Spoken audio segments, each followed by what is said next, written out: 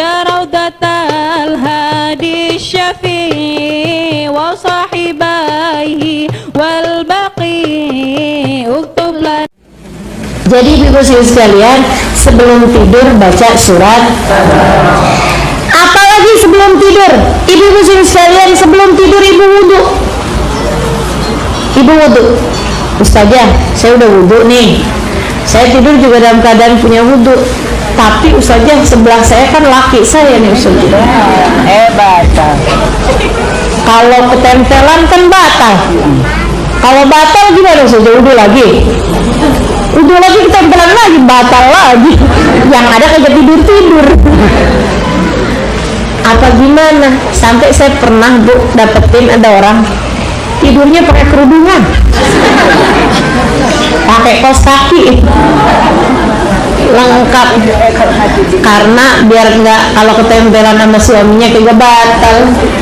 Nggak segitunya Bu ya, nggak segitunya.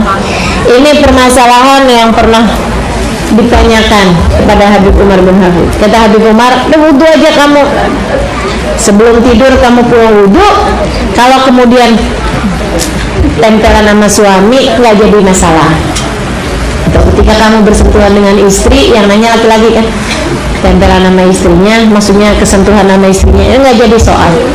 Nabi pun kalau tidur juga bersentuhan kulit dengan istrinya, jadi nggak jadi masalah. Gitu. Yang penting kita ada wudhu dulu sebelum tidur, gitu. Jangan kemudian cuma wudhu ntar juga sentuhan, nggak gitu Bu, nggak gitu ya Bu ya. Nah bagi yang nggak ada suami, yaudah alhamdulillah. Bagi yang ada suami, alhamdulillah lagi. Ya. Nah nggak jadi masalah jadinya, gitu. Sebab menurut pendapatnya Imam Malik, bahkan bersentuhan dengan istri itu nggak batal wudhunya. Jadi seenggaknya kita wudhu, kita sudah dalam keadaan berwudhu menurut pandangan Imam Malik. Kalau gitu kita ambil pendapat yang kalau sentuhan sama suami nggak batal saja. Enggak juga. Kalau buat urusan sholat, buat urusan apa namanya pegang Quran atau apa, ya kita ambil pendapatnya Imam Syafi'i. Tapi kalau urusan tidur, nah ini kan urusannya lebih ringan ya Bu ya. Yang diperintahkan hanyalah untuk sekedar kita berwudu sebelum tidur. Jadi wudulah sebelum tidur. Tidurlah dengan menghadap miring ke kanan. Ibu tidur itu sunnahnya miring kanan. Dan itu ibu-ibu sekalian, mau dari segi medis, segi apapun aja dah, yang namanya tidur emang paling bagus ternyata miring kanan. Daripada ibu tidur tengkurap atau tidur telentang atau tidur miring kiri, emang secara semuanya dah, mau secara kesehatan, secara ilmu agama ibu ya, atau posisi tidur yang bagus gitu kan, semuanya baik secara psikologi juga semuanya menyatakan hal yang sama, posisi tidur terbaik adalah miring kanan. Jadi ibu miring kanan. Ustazah gimana kalau misalnya nih posisinya gini nih Ustazah, tempat tidurnya tuh kalau dia miring kanan berarti ngebelakangin kiblat. Kan ada yang posisi tempat tidurnya kayak gitu ya. Kalau dia miring kiri, dia ngadep kiblat, pilihan mana? Saya sih milihnya tempat tidur kamu dibalik, kalau memungkinkan. Tapi kalau nggak memungkinkan, emang udah kayak begitu, ya udah mau gimana lagi?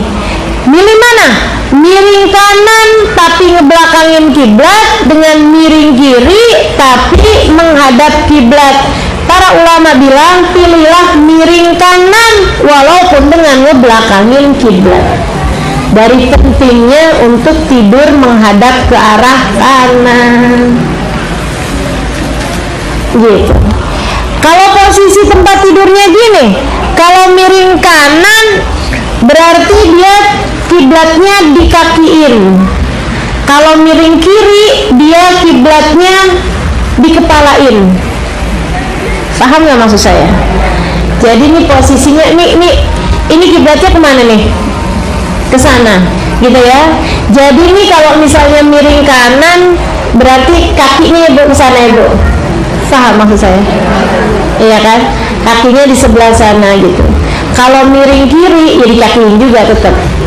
Itu gimana? Ya udah kalau kayak gitu kakiin aja kiblatnya, gitu ya, kakiin atau kepala yang kiblatnya nggak masalah, yang penting miring kanan. Yang pasti miring kanan itu Bu lebih diutamakan bahkan daripada menghadap kiblat sekalipun. Gitu. Kalau bagus sih memang miring kanan dan menghadap kiblat, itu yang paling bagus. Ibu-ibu sekalian yang saya muliakan, kemudian lagi adabnya tidur. Sebelum tidur nih, sebelum tidur ibu-ibu sekalian, hatimu berusahalah untuk memaafkan orang yang pernah berbuat salah padamu, terutama yang sepanjang hari itu.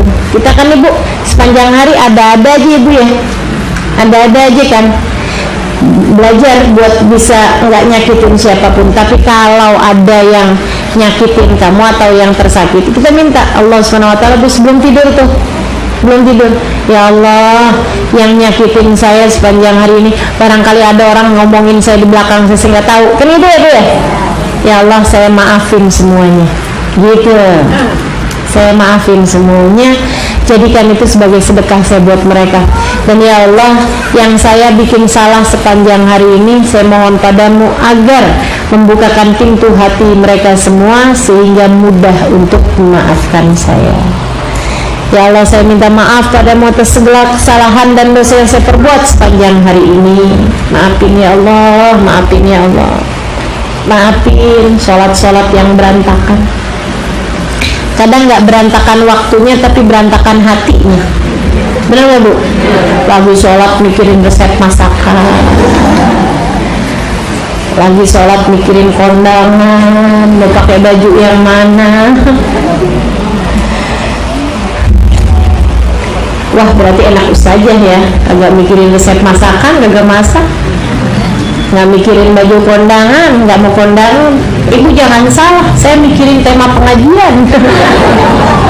Sama aja Bu, sama aja, sama-sama nggak khusyuknya.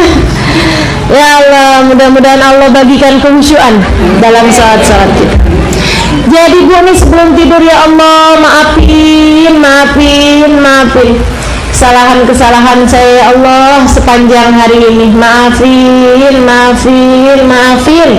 berantakannya hati sepanjang hari ini. Maafin belum bisa husnudzon kepadamu dan kepada hamba-hambamu sepanjang hari ini. Maafin ya Allah, nih lisan kayaknya hari ini masih ada juga ngomongin orang.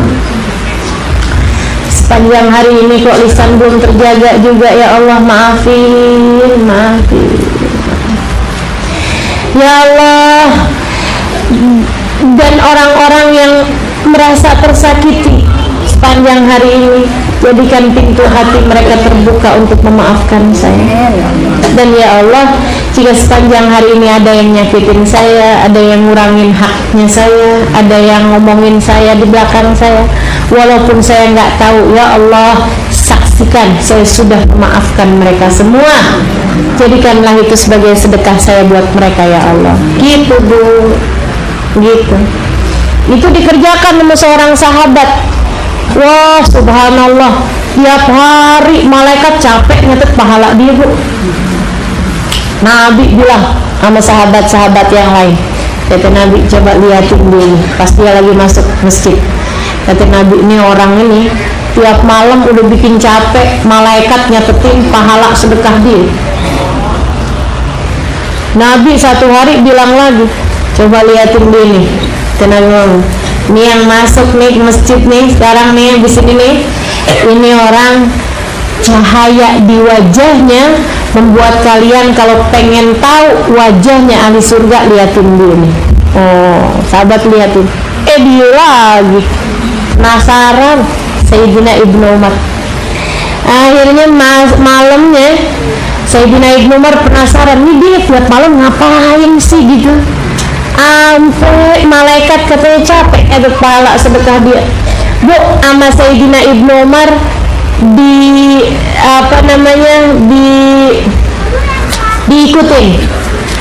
diikutin nginep, ditumpangin, ditamuin. Kata Sayyidina Ibnu Umar, boleh nggak saya bertamu nginep di rumah kamu malam hari ini, saya lagi ada masalah sama keluarga saya. Oh boleh. Silakan aja wahai Ibnu Umar. Nginep tuh semalam. Bu, Sayyidina Ibnu Umar kagak tidur, mau liatin ibadah dia. Dianya malah tidur. Enak bener tidurnya. Sayyidina Ibnu Umar penasaran, nanti kalau saya tidur takutnya dibangun, terus dia sedekah, terus dia pergi, terus dia bantuin orang, terus dia ini, saya nggak tahu, kata Sayyidina Ibnu Umar. Jadi Sayyidina Ibnu Umar dijagain, nggak tidur Sayyidina Ibnu Umar sepanjang malam sampai pagi. Dia malah tidur aja enak sampai sebelum subuh dia bangun mengerjakan ibadahnya dia. Penasaran Sayyidina Ibnu Umar, nggak dapet nih malam, besok malamnya lagi ditidurin lagi sama Sayyidina Ibnu Umar. Dia bilang, numpang tidur ya saya. Iya dah, 2 malam, 3 malam bu, ditumpangin tidur juga sama Sayyidina Ibnu Umar. Nggak dapet juga jawabannya. Nah kalau udah 3 malam tuh nggak baik orang bertamu lebih dari 3 malam ya bu ya. Jadi malam ketiganya Sayyidina Ibnu Umar kemudian bilang sama dia, maaf ya pagi hari, saya tuh sebenarnya numpang tidur di rumah kamu 3 malam doang. Kalau siang Sayyidina Ibnu Umar pulang ke rumahnya, jadi urusannya tidur doang. Malam doang habis isya tuh Sayyidina Ibnu Umar ikutan dia dah. Kenapa gitu? Karena Nabi Muhammad nyebutnya malam. Ini orang tiap malam bikin capek malaikat nulis pahala sedekahnya. Jadi Sayyidina Umar tahu bahwa urusannya ini urusan malam. Dia bilang, kata Sayyidina Ibnu Umar, saya nginepin rumah kamu 3 malam. Tujuan saya nggak lain nggak bukan karena saya lagi punya masalah sama rumah tangga sama keluarga saya, enggak. Sebenarnya saya cuma penasaran sama apa yang disebutkan Nabi tentang kamu. Katanya dia, emang Nabi sebut apa tentang saya? Nabi Muhammad bilang, kamu adalah orang yang udah bikin capek malaikat nulis pahala sedekahmu tiap malam.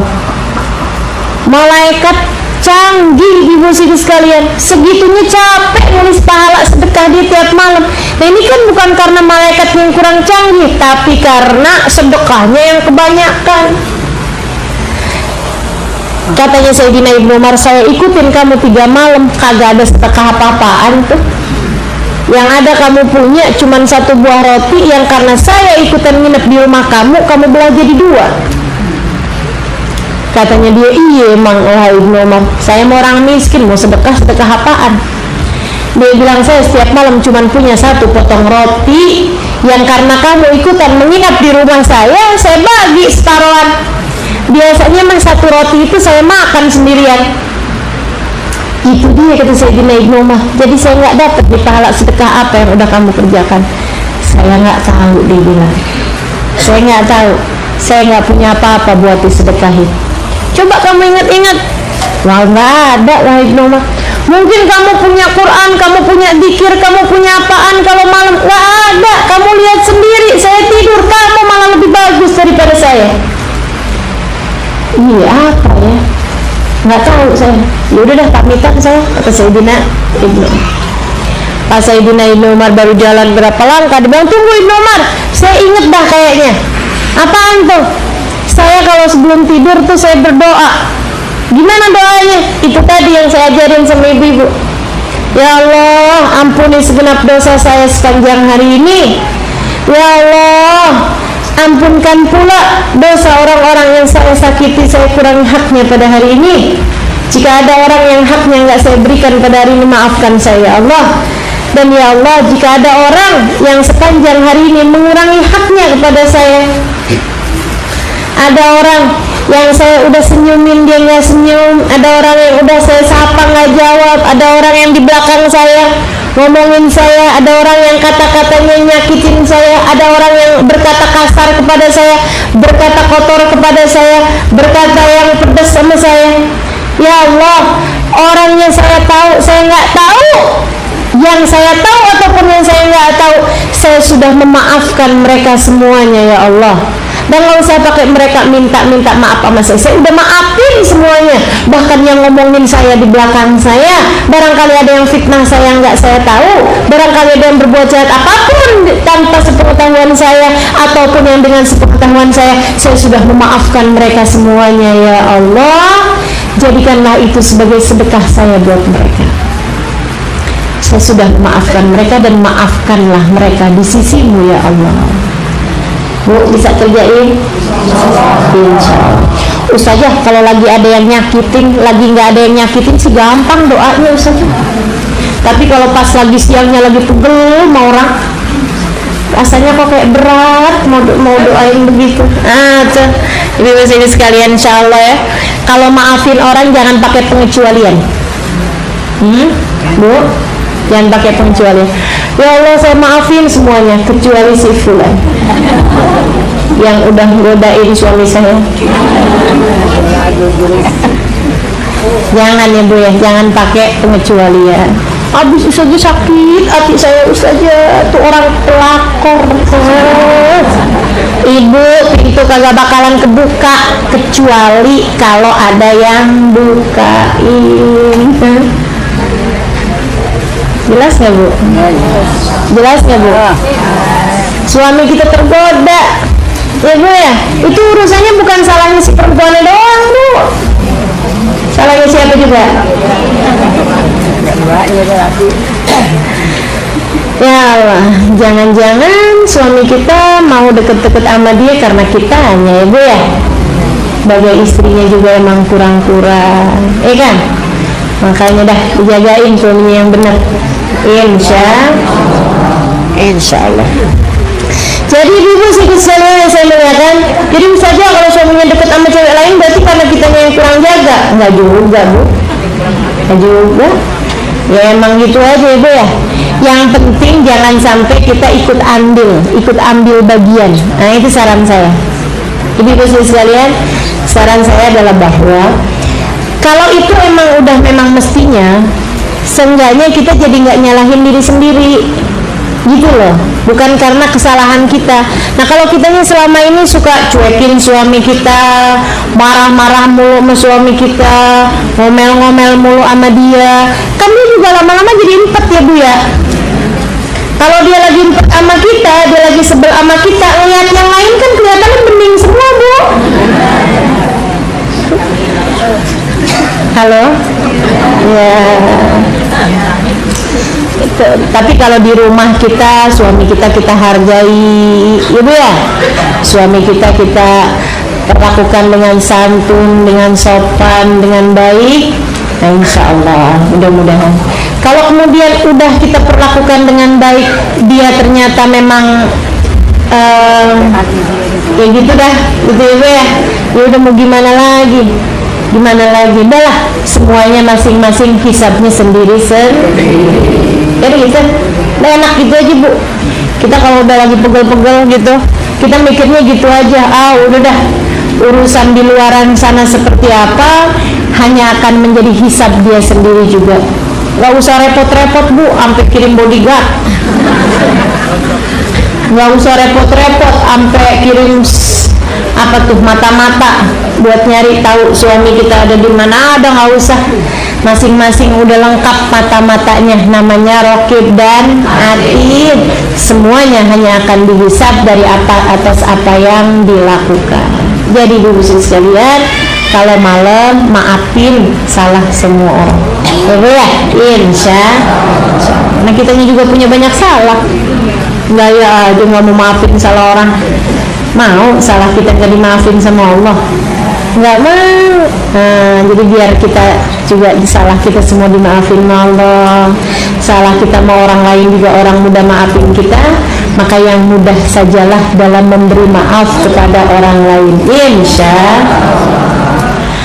Kalau kita udah jalanin adab-adab kita, doa sebelum tidur kita udah baca, zikirannya kita udah baca, semuanya kita udah baca, ibu-ibu sekalian, surat tabaroknya kita udah baca, ada juga doa sebelum tidur ibu ya, yang ibu-ibu silakan rujuk, nanti juga ada di kitab ini juga, ibu-ibu sekalian. Nah nanti kemudian ketika bangun tidur, kita jalankan adabnya yang sudah diajarkan di dalam kitab ini. Begitu bangun tidur ibu-ibu sekalian, kita ingat Allah. Alhamdulillah ya Allah, dibangunin lagi saya. Alhamdulillah dibangunin. Saat itulah kemudian kita bilang Alhamdulillahilladzi ahyana ba'dama amatana wa ilaihin nusyur. Kemudian kita baca asbahna wasbahal mulku lillah. Ya Allah, kami masuk pagi ini dalam keadaan segala sesuatu berada dalam genggaman Allah. Wal azamatu wassultanulillah, keagungan, kemuliaan semuanya adanya pada Allah. Kerajaan langit, kerajaan bumi semuanya ada pada Allah. Wal izzah wal qudrah lillahi ta'ala, kemampuan, kemuliaan semuanya milik Allah Subhanahu wa ta'ala. Asbahna ala fitratil Islam. Alhamdulillah kami masuk pagi ini masih sebagai orang Islam. Alhamdulillah.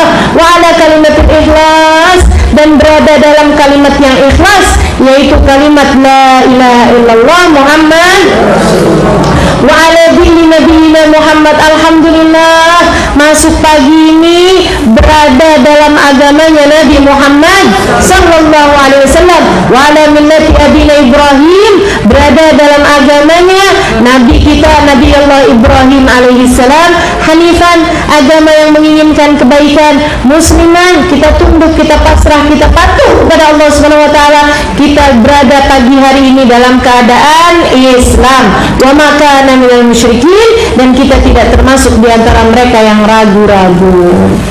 Allahumma bika asbahna, ya Allah kami masuk pagi hari ini dengan kekuasaan-Mu, wa bika amsayna, nanti kalau sampai sore kami pun masuk sore juga dengan kekuasaan-Mu, wa bika nahya, dengan kekuasaan-Mu kami hidup, wa bika namut, dengan kekuasaan-Mu kami mati, wa ilaikan nusyur, hanya kepadamu kami kembali. Allahumma inna nas'aluka an tab'atana fi hadzal yawm ila kulli khair. Ya Allah, kami minta kepadamu, ya Allah, kami bangun pada hari ini untuk mengerjakan segala kebaikan. Wa na'udzubika an najtari fiha su'an, kami berlindung kepadamu ya Allah, jangan sampai kami sepanjang hari ini mengerjakan keburukan-keburukan. Au najurruhu ila muslim, atau kami mengajak orang lain untuk berbuat keburukan. Au yajurruhu ahadun ilaina, atau kami diajak oleh seseorang untuk menuju kepada keburukan. Nas'aluka khaira hadzal yawm, kami mohon ya Allah segala kebaikan pada hari ini, wa khairu ma fi, dan juga kebaikan apa yang ada di dalamnya. Wa na'udzubika min syarri hadzal yawm, kami berlindung kepadamu ya Allah dari keburukan sepanjang hari ini, wa syarri ma fi, dan keburukan apa yang ada di dalamnya. Faidah labis kafiyabak, kalau kemudian kita pakai baju, kita niatkan pakai bajunya adalah mengerjakan perintah Allah, bukan mura'atan lil khalq, untuk sekedar riya.